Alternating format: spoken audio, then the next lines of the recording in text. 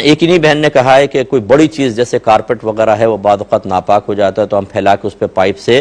پانی مار دیتے ہیں. اب اتنا ٹائم نہیں ہوتا کہ اس کو لٹکائیں پھر پانی ٹپکنا موقوف ہو پھر دوبارہ دھوئیں, تو کیا حکم شرع ہوگا؟ دیکھیں اگر کوئی بہت بڑی چیز ہے جیسے کارپیٹ وغیرہ, اور اس کا حل بھی میں نے لکھا ہے کتاب میں,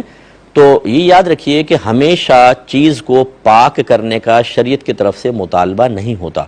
یہ وہیں ہوتا ہے کہ جہاں پہ آپ نے وہاں فرض کر لیں نماز پڑھنی ہے یا بار بار وہاں گیلا ہاتھ یا پیر پڑے گا اور اس وہ نجاست کے ساتھ مل کر آپ کو الٹا ناپاک کر دے گا, وہاں مطالبہ شرع ہوتا ہے. لیکن اگر جیسے بڑے کارپیٹ پہ بچے نے پیشاب کر دیا, اب اس کو اٹھانا اس کو دھونا واقعی ایک آزمائش ہے, تو آپ یوں کر سکتے ہیں کہ اس کے اوپر پہلے وہ اس کو کس طرح سک وغیرہ کر لیں کپڑے سے یا کسی چیز سے, اس کے بعد اس پہ وہ آپ پاؤڈر وغیرہ ڈال کر اچھی طرح مل کے اس کو دھو لیں. یعنی دھونے سے مراد اس کو اچھی طرح پانی میں ڈالیں اور وہ کپڑے سے سک کر لیں. اب یہ شرعی لحاظ سے پاک تو نہیں ہوگا لیکن اسمیل دور ہو گئی, ٹھیک ہے نا, پہلی بات یہ.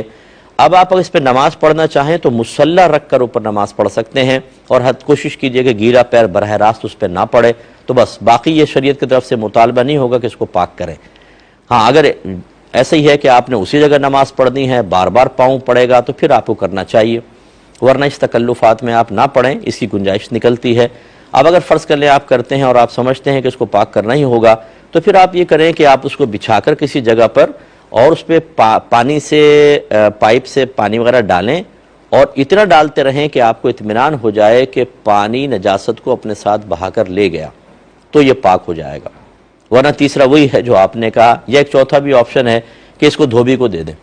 اور دھوبی کو کہہ دیں کہ بھئی ذرا اچھی طریقے سے پانی بہا دینا اس کو دھوتے ہوئے. تو یہ بڑے بڑے ان کے پاس واشنگ مشین یا بڑے بڑے اسپیسز ہوتے ہیں, وہاں بچھا کر یہ اچھی طرح پہلے اس کو مطلب پاؤڈر وغیرہ لگا کر خوب اچھی طرح برش وغیرہ مار کے پھر پانی بہاتے ہیں. تو امید ہے کہ انشاءاللہ جب آپ تنبیہ کر دیں گے اور وہ کہہ دے گا کہ ہاں ہم نے پانی بہا لیا, تو انشاءاللہ آپ کے حق میں وہ کارپیٹ وغیرہ پاک ہوگا.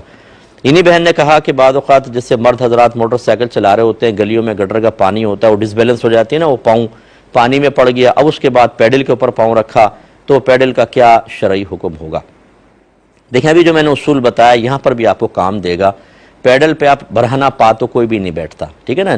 ننگا پیر تو نہیں رکھتا ہے, جوتے پہنے ہوتے ہیں, اور پیڈل پہ نہ کوئی نماز پڑھنی ہے نہ آپ گیلا پیر اس کے اوپر رکھیں گے, تو مزید ناپاکی کے امکانات بھی نہیں ہیں. تو پھر پیڈل کو پاک کرنا کوئی فرض یا واجب نہیں ہے کہ آپ مثلا اگر آپ ایک گلی سے گزرے جس میں گٹر کا پانی تھا, ٹائر گٹر کے اس میں ہو گئے, اب آپ گھر پہ لا کے ٹائروں کو پاک کر رہے ہیں, کیوں کر رہے ہیں, کس وجہ سے کر رہے ہیں؟ ہاں اگر اسمیل بہت زیادہ آ رہی ہے اور تکلیف ہو رہی ہے, اسمیل دور کرنے کے لیے کر لیں, لیکن یہ ذہن بنانا کہ ہمیں اس کو پاک کرنا چاہیے کوئی ضروری نہیں ہے, آپ اسے ویسے ہی چھوڑ دیجئے.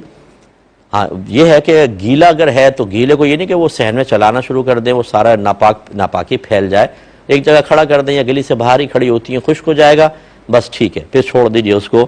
مزید کوئی تکلف کرنے کی حاجت نہیں ہے.